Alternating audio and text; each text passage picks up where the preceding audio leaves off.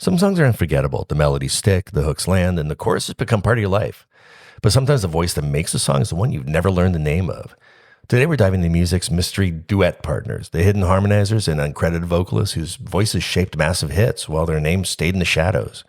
Because for every superstar in the spotlight, there's someone just outside the glow, lifting the moment, blending perfectly, and helping turn a good song into a timeless one. Hello, I'm Christopher, and welcome back to A Word of the Pie, the podcast where music history and cocktails mix.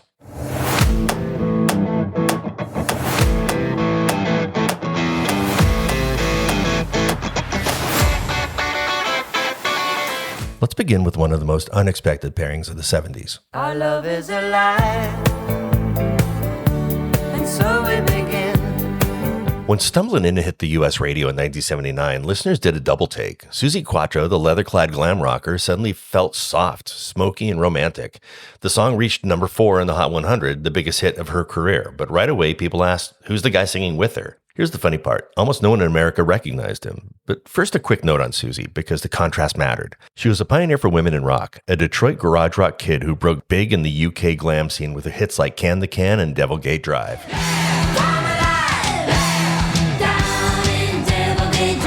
Bass guitar slung low, black leather jumpsuit, and that was her signature. And yes, American audiences also knew her as Leather Tuscadero, Pinky's younger sister on Happy Days. Wherever you go, whatever you do. And now the mystery man. That smoky, raspy voice belonged to Chris Norman, frontman of the band Smoky, a band that was bigger than ABBA in Germany, yet almost invisible in the US.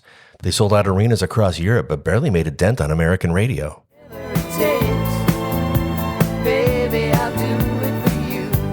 So when his warm, worn-in vocals slid in next to Suzi's unexpected tenderness, it created a chemistry that most listeners had never heard before, and they all wondered, where's his voice been hiding?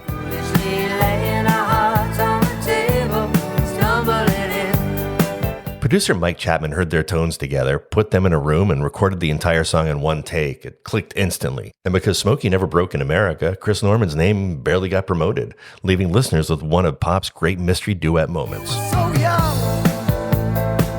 Oh, now we're so free.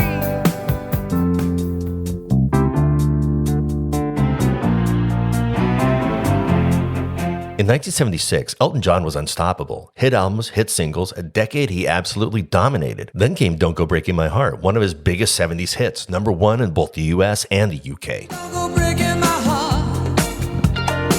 I couldn't if I tried. But who is the woman matching him line for line? Knocked on my door. Ooh, I gave you my key.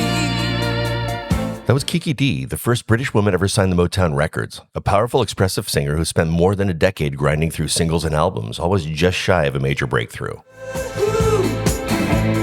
Nobody knows it. Elton originally wanted Dusty Springfield for the duet, but when Dusty fell ill, he had to turn to someone new, someone whose voice would blend with his, not compete with it. Don't go breaking my heart.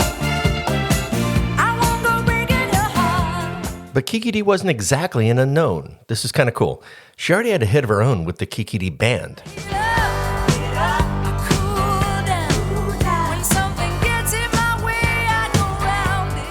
I've Got the Music in Me reached number 12 in the Hot 100 back in 1974, 2 years before the duet.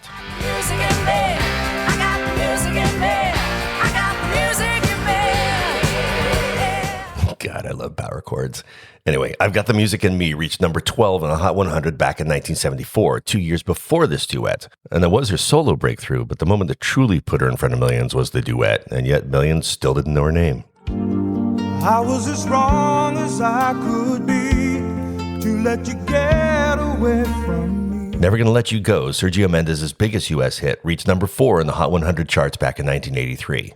And here's a part most listeners never realized. Sergio Mendes doesn't sing a note of it. In fact, he was never the singer at all. He was the arranger, the band leader, and the visionary, the guy who chose the right voices for the job. You and me, we're gonna be better than we were before. And those voices belong to Joe Pizzula and Lisa Miller, two session singers Mendes discovered through demo and jingle work. I'm never gonna let you go. I'm gonna hold you in my arms forever. But to truly understand why the song exists the way it does, you need a quick Sergio Mendes 101. Most people recognize his name, but not his story. Sergio Mendes was one of the architects bringing Brazilian music into American pop. In the mid-1960s, with his group Brazil 66, he blended bossa nova, samba, and American soul, and that warm melodic sound swept across U.S. radio.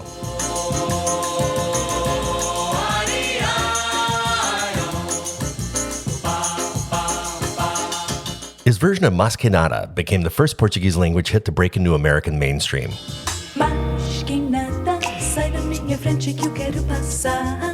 He toured globally, shared stages with the Beatles, and helped spark the Brazil meets pop movement that later influenced Paul Simon, David Byrne, and will.i.am. By the 80s, Mendes focused on producing, not singing, which is why his name is on the single but not his voice. He was a global pioneer hiding in plain sight.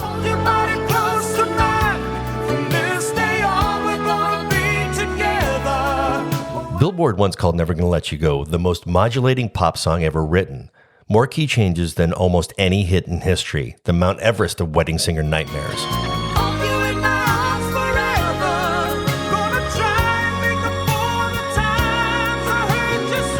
Millions love the melody, but almost no one knew the name singing it.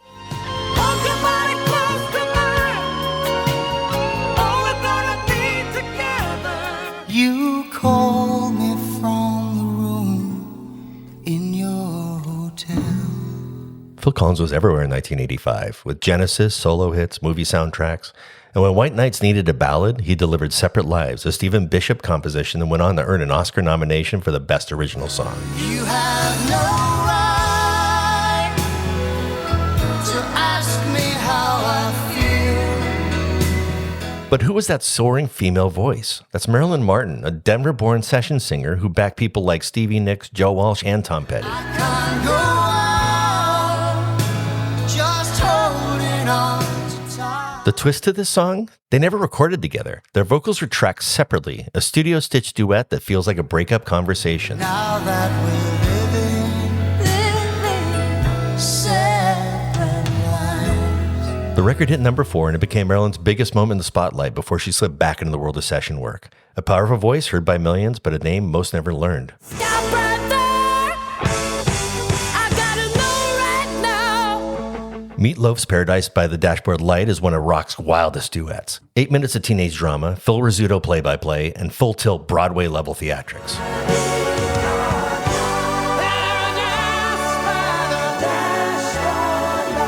And the twist almost everybody got wrong? The woman in the video is not the woman on the record. The voice belonged to Ellen Foley. You got to do what you can, and then Mother Nature do the rest. Ain't no doubt about it, we were doubly blessed. Songwriter Jim Steinman chose her because, as he said, she could act with her voice. Now, she recorded live with Meat Loaf, which is why the performance feels so explosive and real. Tonight we're gonna go all the way tonight. We're gonna go all the way tonight. We're gonna go all the way tonight. By the time Bad Out of Hell suddenly blew up, Ellen was locked into stage and TV work in New York. She couldn't tour, she couldn't film videos. So Carla DeVito, who handled Ellen's part on the road, stepped in to appear in the video. She lip-synced Ellen Foley's vocals in the now iconic video. Before we go any further, do you love me? Will you love me forever? Do you need me? Will you never leave? 2 women, 2 roles, 1 legendary duet. Because the video aired nonstop, a whole generation believed Carla was the singer. Even DJs got it wrong. Do you love me? Will you love me forever? Ellen Foley later joked, "My voice is famous, somebody else's face was famous, and together we made a classic." And a fun fact, because I love those, Carla DeVito eventually married Robbie Benson, the lead actor in Ice Castles, and the voice of the Beast in Beauty and the Beast. A pop culture crossover worthy of its own behind-the-scenes special. The face of Paradise, married to the Beast, while the voice stayed in New York. Each time the wind blows, I hear your voice, so I call your name. Recording Bad, Michael Jackson wanted a romantic duet. Intimate, close mic, and soft. It's got me high, I long to get by. This time is forever. The song was first offered to Barbra Streisand, but she passed, reportedly because it didn't feel like the right material for her. When Streisand declined, the duet was offered to Whitney Houston, but her label Arista Records turned it down, worried it would distract from promoting Houston's own album. Heaven's in my heart, at your call I hear harps and angels sing. So after those rejections, Quincy Jones brought in Sita Garrett, a session singer who had just co-written Man in the Mirror. I just can't stop loving you. I just can't involvement came late in the process, but her voice fit perfectly.